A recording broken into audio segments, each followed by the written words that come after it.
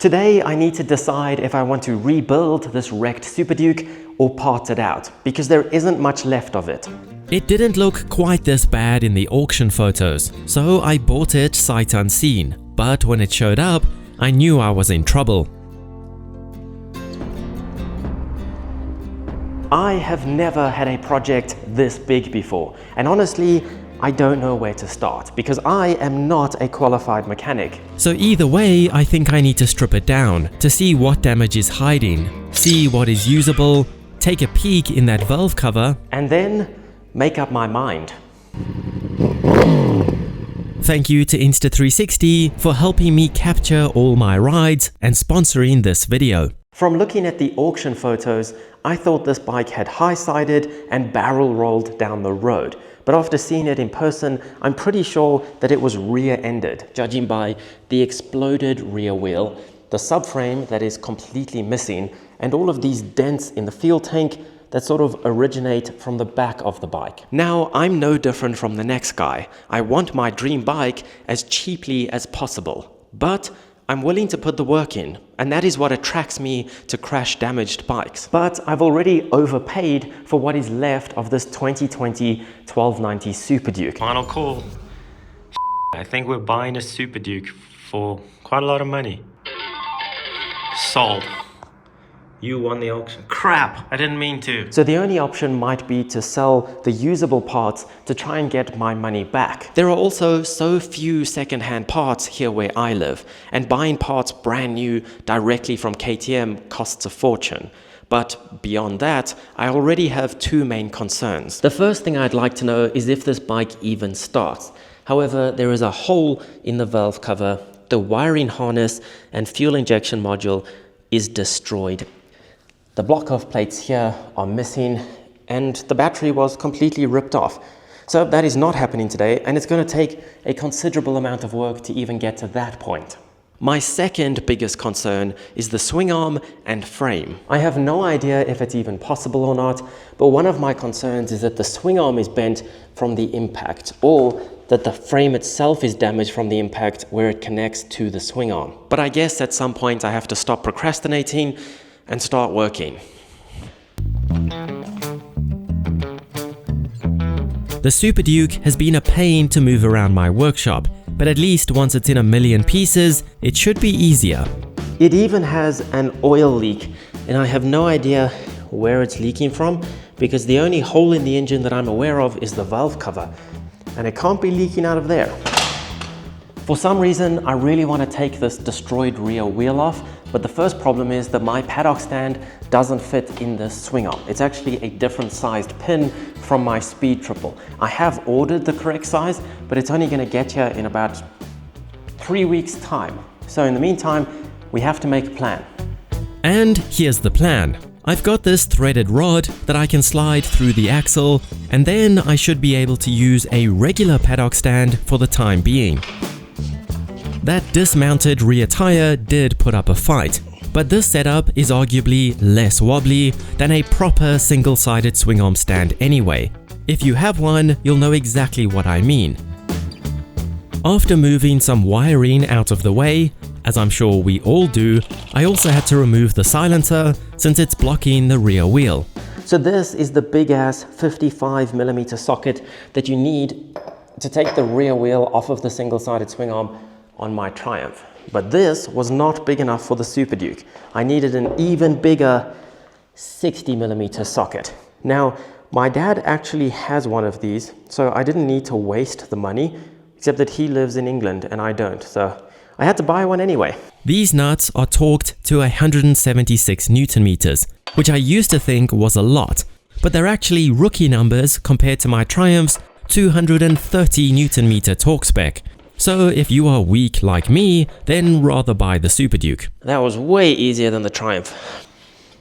When I finished rebuilding my Triumph Speed Triple, I actually took it 1400 kilometers back to the mountain pass it originally crashed on to get redemption. And that is what makes these projects so satisfying. My wife and I actually turned that trip with the Triumph into our honeymoon, and it was a lot of fun to see a new place by Bike Together. But the coolest part is that we now have all of those memories captured in 360-degree 8K to watch back whenever we want. I also used the X5 for off-the-bike scenarios like hiking, just with a selfie stick, and it automatically gets rid of the stick that it's mounted to. And then for on-the-bike shots, I simply clamped it to the handlebars like this. There's no faffing around wondering which angle it's filming at or trying to set it perfectly, because it's capturing everything around you. So my wife can appreciate the gorgeous scenery, and I can relive that epic road.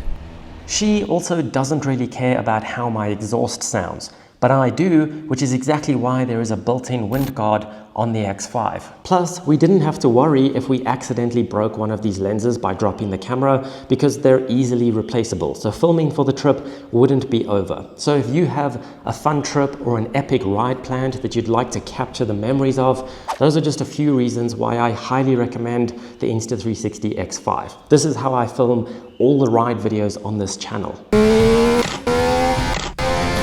And you can even still get the older X4, which is 90% as good as this X5, but cheaper. And then you'll even get a free gift with your camera order, like a selfie stick, if you use my affiliate links down below. So that's the motivation behind the Super Duke, but getting the rear wheel off was a bit trickier. First, I used a floor jack to get the bike's weight off the paddock stand, but the only suitable jack point was the linkage. So I had to use one hand to stop the bike from falling over the entire time.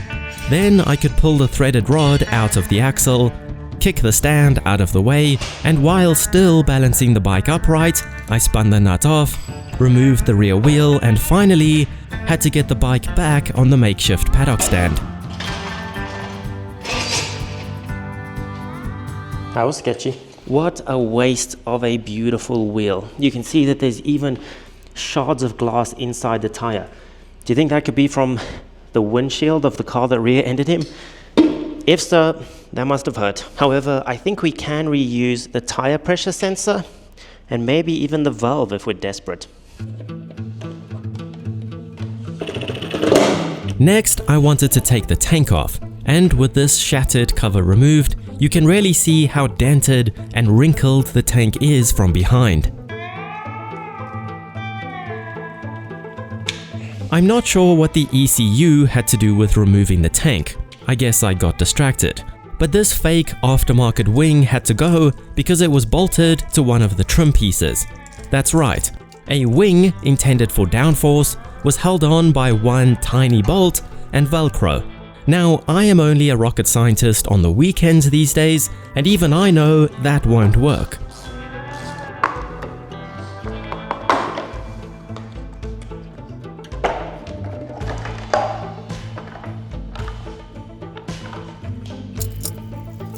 With all of those trim pieces gone, I could access the tank mounting bolts. I also made sure to edit the part out where I forgot to disconnect the fuel pump connector, breather hoses, and wire for the keyless fuel cap.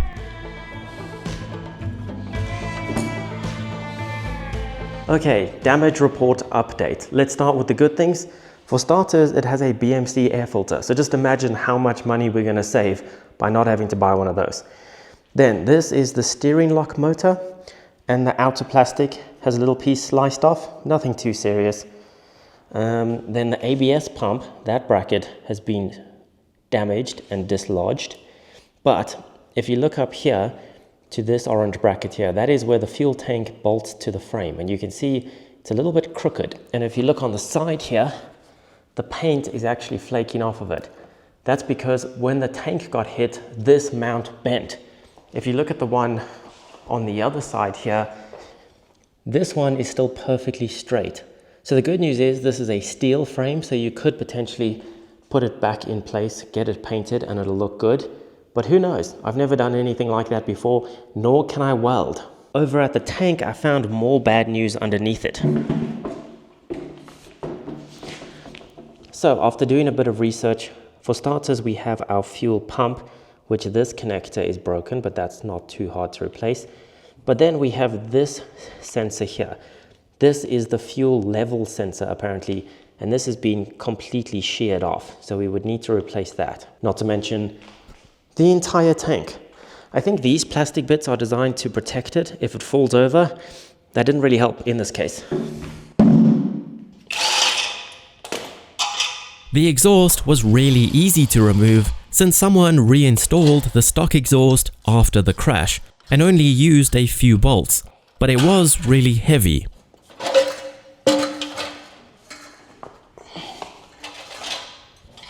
What the hell?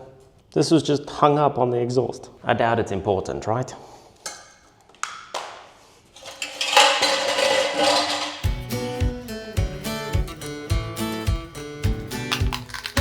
Opening the airbox revealed some futuristic looking stuff.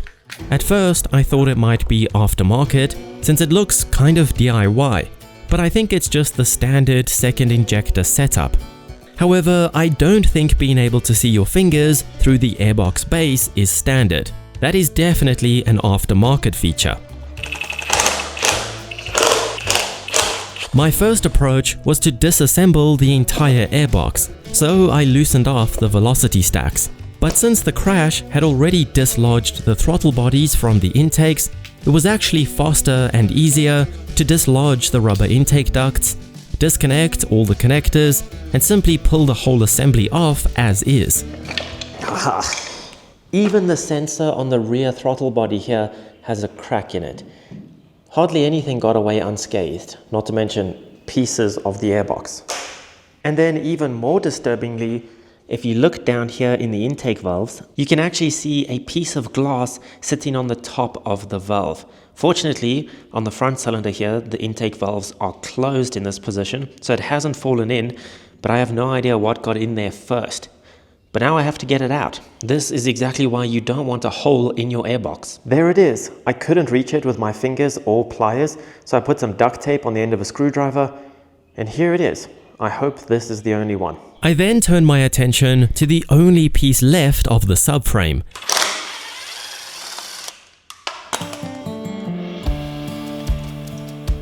But to make things more interesting, the threads that were originally welded to the frame had snapped off, so I had to jam it up with a screwdriver to stop it spinning. This was welded on the back of it. Not anymore, but an easy fix if you know how to weld. A lot of the wiring was still attached to the subframe through what was left of the battery tray, so there were a few bolts to be undone to set it free. So that seemed like a good time to attempt to remove the wiring harness altogether. There was this sort of wiring housing that I removed first. Then I got rid of the fragments of battery tray that were still attached in various ways.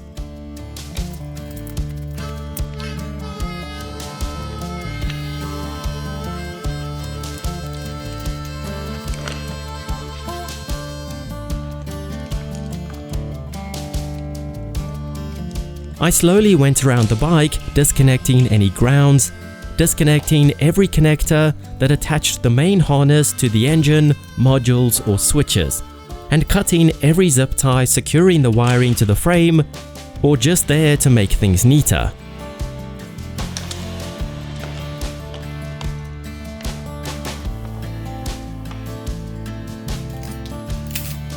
And when I went to open the lever on the ABS connector, it just shattered. I wasn't even being rough.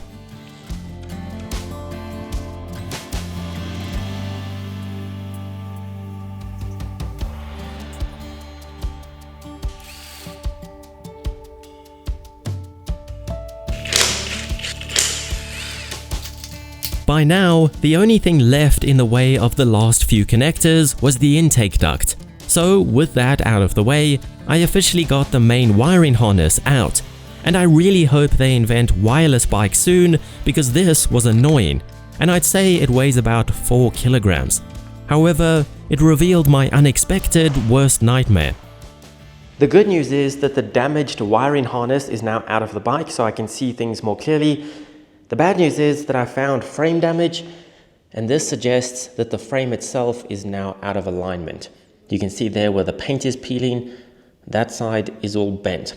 I suspect the forces from the impact in the rear, especially with the single-sided swing arm, the forces went up the left-hand side of the bike, and somehow that was the weakest point.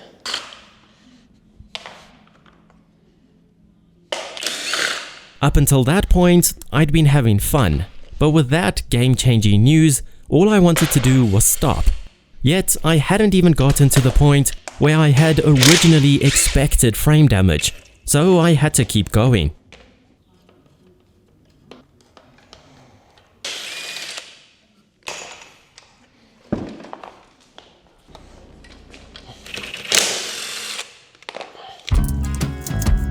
With the wiring gone, the only other lines in the way were the brake lines, so I disconnected all of them from the ABS pump so I could remove the front calipers and lines altogether, and then feed the rear calipers line out of the frame so it wouldn't snag when I removed the swing arm. I also had to unbolt the preload adjuster from the frame since I wanted the shock to come out with the swing arm, and all the pivot bolts going through the frame get these nice rubber covers. Then the concept is simple. There's the swing arm pivot bolt, the bolt where the linkage attaches to the frame, and the top shock bolt that also goes through the frame. So with those all loosened, I put the bike on a front stand to make it more stable and used the floor jack to take the weight off the swing arm. And since the engine has a pretty flat bottom, it was nice and easy. But that was the last easy thing for a few hours. You know, I was just thinking, this is my third swing arm. I'm really getting better at this, much faster than usual. And then I realized that I forgot to take the chain off. Real amateur move. For now, I just took some slack off, so I can remove the front sprocket later on and don't have to break the chain right now. The shock and linkage bolts came out easily, but the swing arm pivot didn't. I started off gently tapping it since I didn't want to damage it. Then I thought it might be some fancy bolt I'd never seen before and I'd missed something, but that wasn't it. It turned out to basically be what I had feared from the start. The pivot was bent from the impact. You can see it's not centered here. I even tried a ratchet strap to see if that would take some load off of it and get it to move.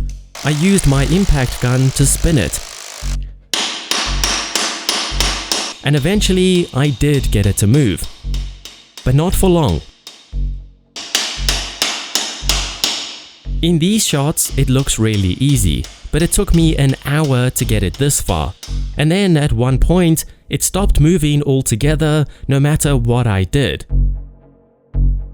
So I came up with another plan. It was clearly getting hung up on something, so I cut the head of the bolt off and hid it out back the way it came. And after about 3 hours, using every tool I own, and literal blood, sweat and tears, I got the stupid of a swing arm off. And now you can see why it wouldn't come out. Your eyes are not deceiving you, it really is S-shaped now. All that remained was the front end now, so naturally I had to loosen off my turn signals to get the forks out. And no, I didn't check if the forks are bent or not, because I can't stand any more bad news today. The same goes for the handlebars, but not before the hydraulic clutch line gave me attitude since I forgot to disconnect it first.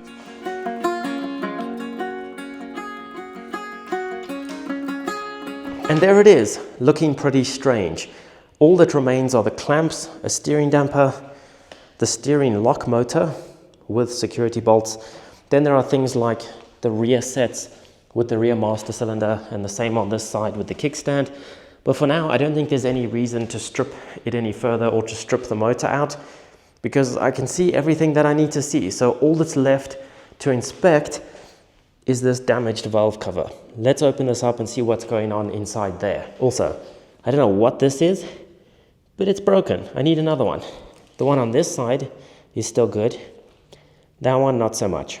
Luckily, that's easy with just 1 bolt on the ignition coil and 4 bolts on the cover itself. This bike is just the gift that keeps on giving. Again, there's good news, there's bad news, but it keeps giving me damage that I just don't see coming. So the good news is, one of my fears was that this chain guide or slider went deep into the engine and I'd have to open it up to unbolt it. So the good news is it's just these two little bolts. It's quick and easy to replace. And the bad news is that it needs a new timing chain. There's an outer link on this cam chain completely missing. Other than that, I'm sure it cut out as it crashed, judging by the fact that even the battery got ripped off of it. And I mean, the Triumph was the same. It had a hole in the crank cover. We just pulled the metal out of the engine and it ran fine. So I'm pretty sure I can do the same with this, but I've never swapped out a cam chain. But for now, I'm going to leave the cover on to stop dust getting in there. Well, as much dust as possible with that giant hole. So after everything that I've discovered here, it's pretty obvious that this is a terrible idea. But I have one problem. I've already started buying replacement parts. The fuel tank and headlight are two of the most expensive parts I'm going to need. And I managed to get these secondhand from some mystery guy who also enjoys rebuilding motorcycles. I've also ordered some parts directly from KTM, and I've even ordered parts on eBay to be sent to my parents' house in the UK, even though I have no idea how I'm going to get them here. Did you really think that I was going to give up? It's definitely not going to be a quick or easy project, but I have time and I've been keen to try a more daunting project. So subscribe if you don't want to miss it.